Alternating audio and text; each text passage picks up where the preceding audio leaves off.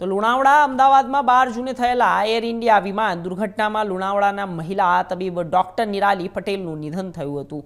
તેઓ અમદાવાદથી લંડન જવા નીકળ્યા હતા અને ડોક્ટર નિરાલી પટેલ લુણાવાડાના જાણીતા ડોક્ટર તરુણભાઈ શુક્લ અને પૂર્વ નગરપાલિકા પ્રમુખ તરલિકાબેન શુક્લના પુત્ર દેવનંદ શુક્લ પત્ની હતા અને દુર્ઘટના બાદ મૃતદેહની ઓળખ માટે તેમના માતા પિતાના ડીએનએ સેમ્પલ લેવામાં આવ્યા હતા.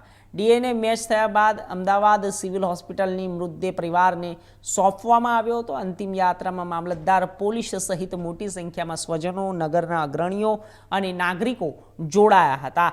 આશાસ્પદ મહિલા તબીબના અકાળે અવસાનથી સમગ્ર લુણાવાડા પંથકમાં શોકની લાગણી છવાઈ ગઈ છે.